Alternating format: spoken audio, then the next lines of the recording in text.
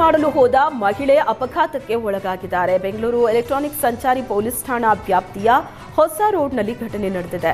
ಅದೃಷ್ಟವಶಾತ್ ಸಣ್ಣಪುಟ್ಟ ಗಾಯಗಳೊಂದಿಗೆ ಮಹಿಳೆ ಪಾರಾಗಿದ್ದಾಳೆ.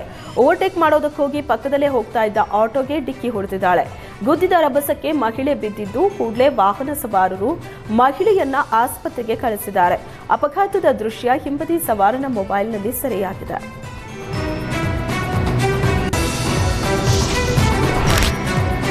ಅಸಮರ್ಪಕ ಕಸ ವಿಲೇವಾರಿ ಮಾಡ್ತಾ ಇರೋ ಜಿಬಿಎ ವಿರುದ್ಧ ಗ್ರಾಮಸ್ಥರು ಸಿಡಿದೆದ್ದಿದ್ದಾರೆ. ಬೆಂಗಳೂರು ಹೊರವಲಯದ ಮಿಟಗಾನಹಳ್ಳಿ ಬೆಳ್ಳಳ್ಳಿ ಕಸದ ಘಟಕಕ್ಕೆ ಹೋಗುವ ದಾರಿ ಬಂದ್ ಮಾಡಿ ಆಕ್ರೋಶ ಹೊರಹಾಕಿದ್ದಾರೆ.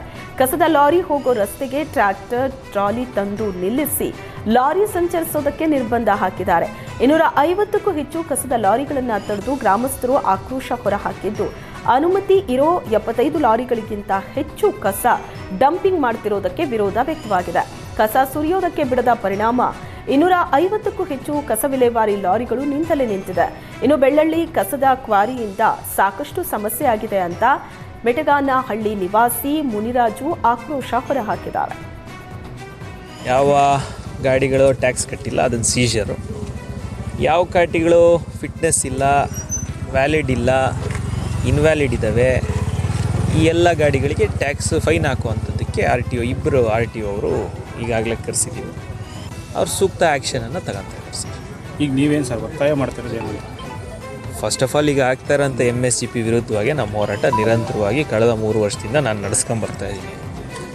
MSCPನೇ ಇಲ್ಲಿ ನಡೆಸಬಾರ್ದು ಅಂಥೇಳಿ ಕೋರ್ಟಲ್ಲೇ ಪ್ರಕ್ರಿಯೆ ದಾವೆ ಹೂಡಿ ನಾನು ಎರಡೂವರೆ ವರ್ಷದಿಂದ ತೀವ್ರವಾಗಿ ಅದನ್ನು ಫಾಲೋ ಅಪ್ ಮಾಡೋಂಥ ಕೆಲಸ ಮಾಡ್ತಾಯಿದ್ದೀನಿ.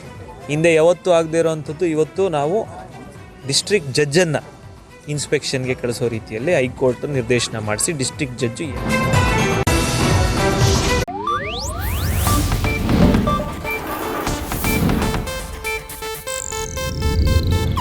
ಇದು ಏಷ್ಯಾನೆಟ್ ನ್ಯೂಸ್ ನೆಟ್ವರ್ಕ್ ಪ್ರಸ್ತುತಿ.